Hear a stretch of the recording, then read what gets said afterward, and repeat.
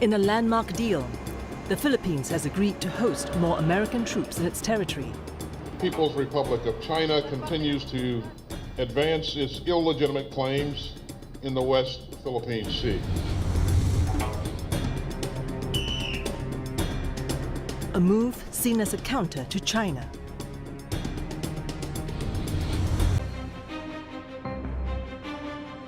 But such encounters could soon take on a different tone.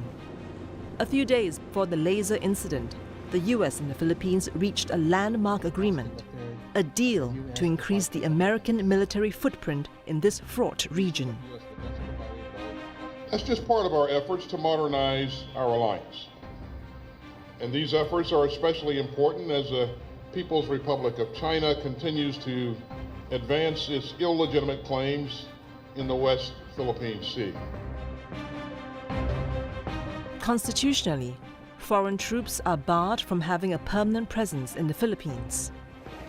However, the 2014 Enhanced Defense Cooperation Agreement, or EDCA, allows for the rotation of the American forces on the archipelago stationed in Philippine bases.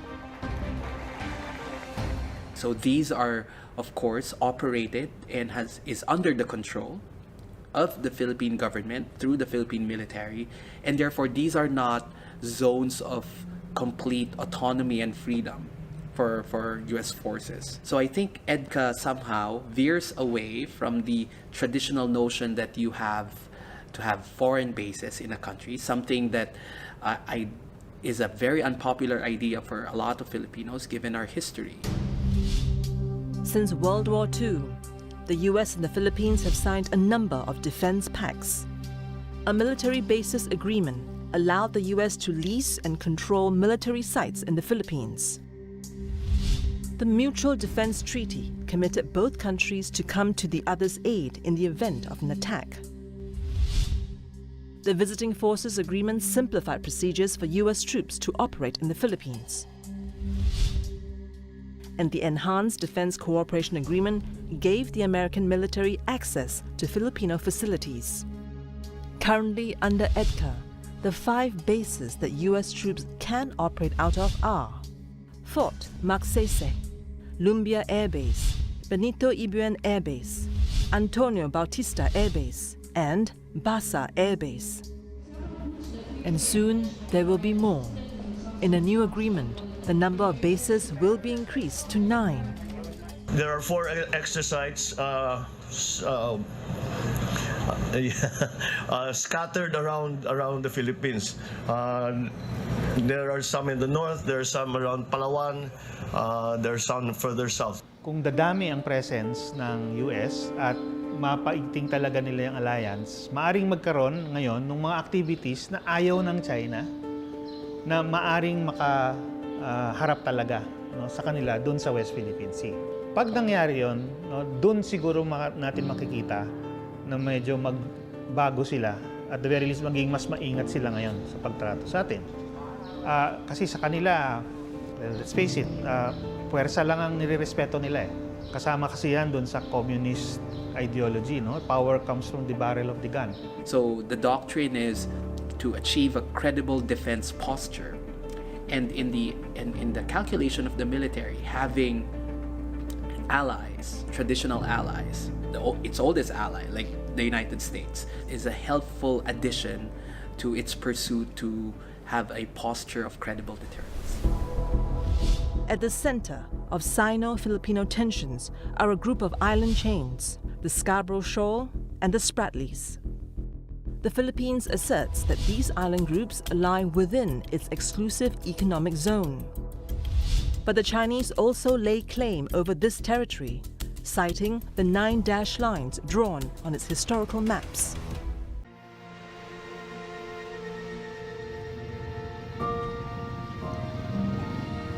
In the northern Philippine province of Cagayan, fishermen gather on the pier of the Apari port, trying their luck with the rod and line. Sitting at the mouth of the Cagayan River, the pier is designed to accommodate vessels up to 500 feet in length. But it has sat idle for over a decade.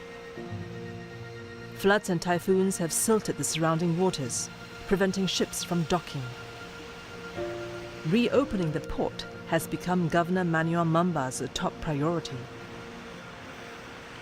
Our plan is to reopen our port of Aparri, our gateway to Northeast Asia, because we want Cagayan to be the international gateway of Luzon to Northeast Asia. Northeast Asia now is the economic boom of the world, with China, of course South Korea and Japan. To rehabilitate the port, the sea floor will have to be dredged, increasing its depth from 4 to 12 meters. But this will be an expensive process with an eye-watering price tag close to $200 million. The Chinese, however, have offered to bankroll the project. Our port is the mirror port to all ports in China. What does that mean? Neutral kami. If you want to enter China, siguro the port of Aparri, if and when it is open, would be practically everything. It will become a heavy industrial port. In fact, yun naman, lahat naman, hindi ka naman big time na investor o hindi ka naman big time na businessman sa mundo ngayon kung hindi mo mapasok ang China market, di ba? Cagayan has been selected for a new base to host American troops under the expanded Enhanced Defense Cooperation Agreement. This, despite Governor Mamba's misgivings. There's tension on whether closer ties with the Americans would mean alienating the Chinese. Sa Cagayan, baka apekto. Sa totoo lang. No? The Port of Aparri, gusto namin buksan. Sino interesado dyan? Hindi naman Amerikano. Furthermore, we see China as our biggest market of our products. We are in agriculture, fishery, and livestock. So, ito yung meron kami. I'd rather trust itong neighbor ko, no, than somebody who is far, far away. Just before the pandemic, China became the second largest foreign investor in the Philippines after Singapore. This perhaps reflects the country's pivot to China, begun under President Duterte. Kitang-kita naman natin yung under President Duterte's term, no? Ginawa niya lahat ng pwede niyang gawin halos para dali ng Pilipinas sa China.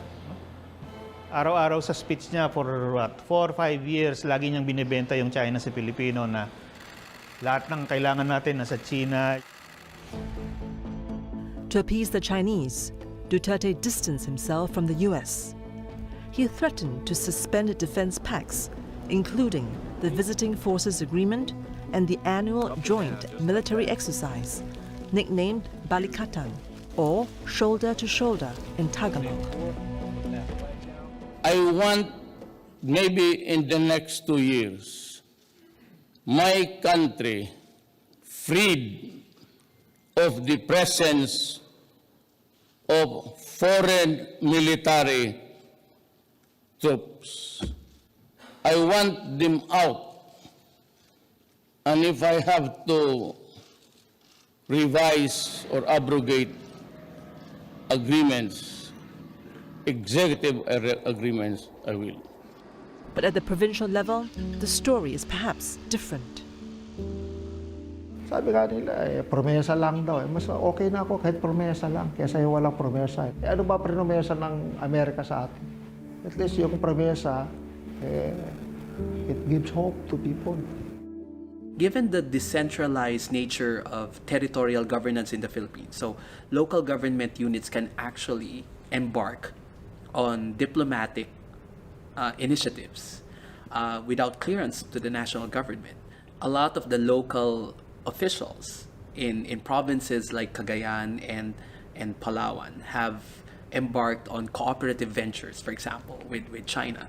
So in a way, provinces like Palawan and Cagayan are localized sites of US-China strategic competition.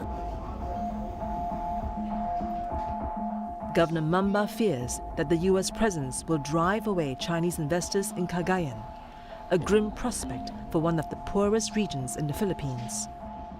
Kasi mawawala yung investor namin, mawawala yung plano namin, mawawala yung market namin, mawawala si China sa amin, aawayan namin yung... ang tatanga namin naman. Di ba? Dahil hindi namin kaaway itong mga ito. We have intermarriages with them. We have good relations with the Chinese. During our pandemic and during our disasters, nandito yung sila. Nagpadala sila ng napakaraming bigas. Sa Amerikano, wala kami nakuha ni piso. Ang sinasabi ko lang, no, don't think for us, please.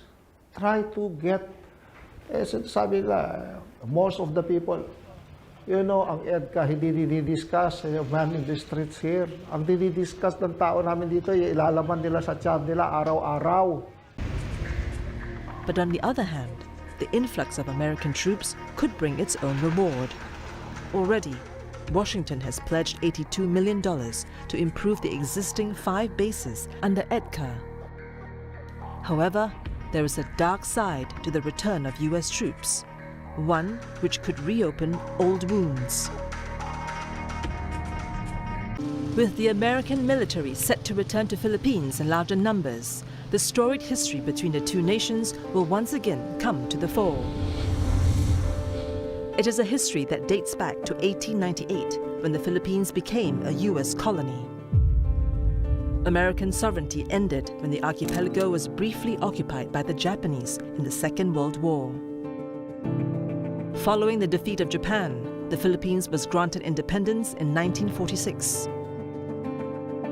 With this ceremony, a new nation is born.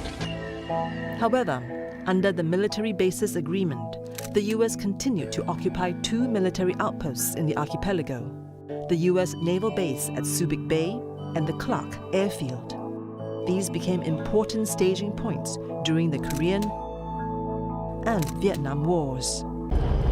February 2022, the Philippines and the US held their largest joint military exercise in 7 years.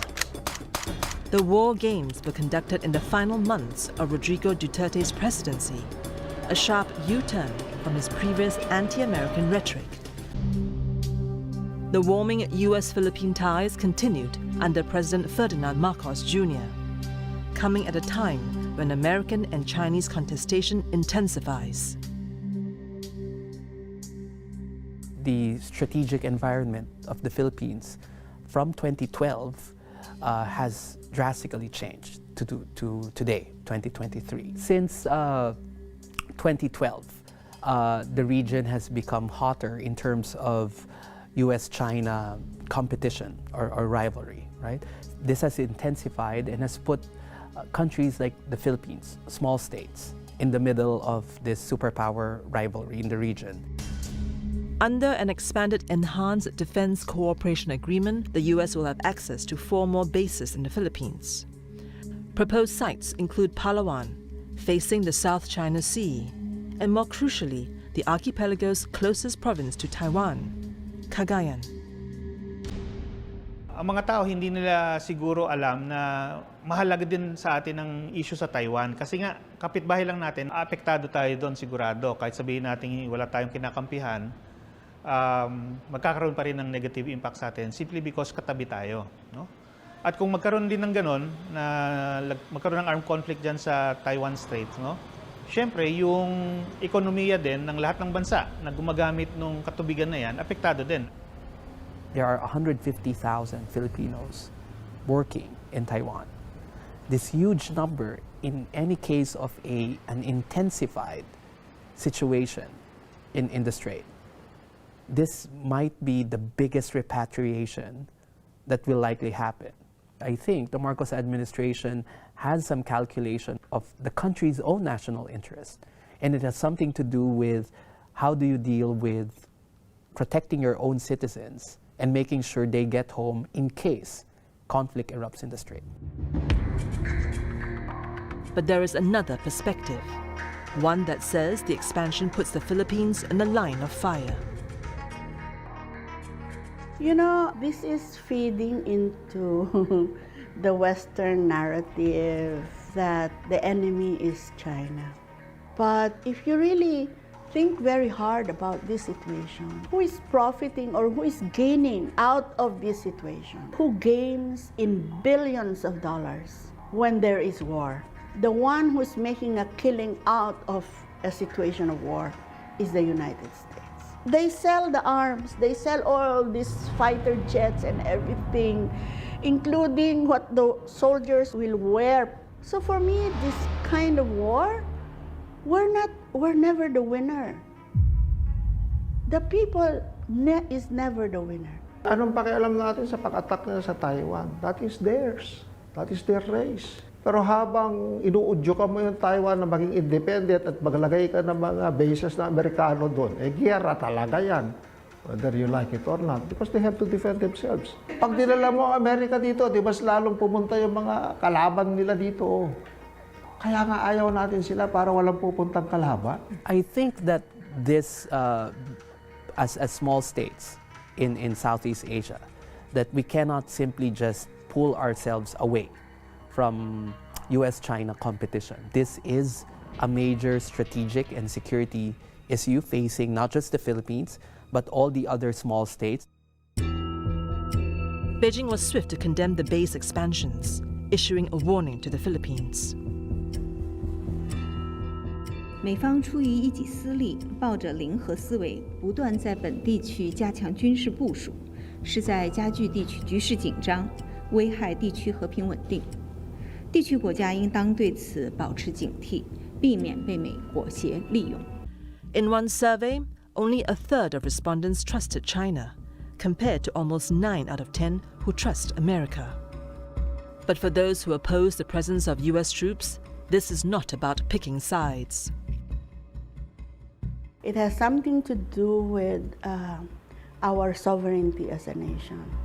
I could compare that to a situation where you have somebody who stays in your house, you know, with all the ammunitions and all the firearms that they are going to use, you know. How on earth can you ask this visitor, which they are supposed to be, you know?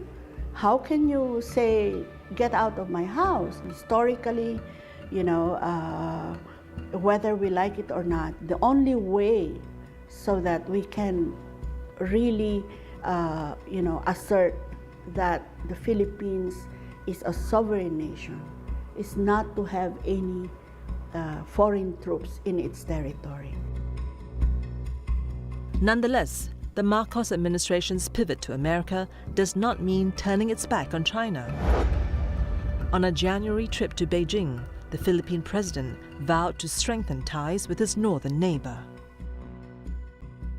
Siyempre, kung ikaw yung presidente, gusto mong ma-maximize yung benefit mo doon sa dalawa. Pareho silang nag-o-offer eh. At kung ang interest mo ay ma-improve yung situation ng Pilipinas, kukunin mo kung ano yung makaka-benefit sa'yo. So yun yung balancing act. Kasi nga, siyempre, may offer sila pero may kapalit lagi yan.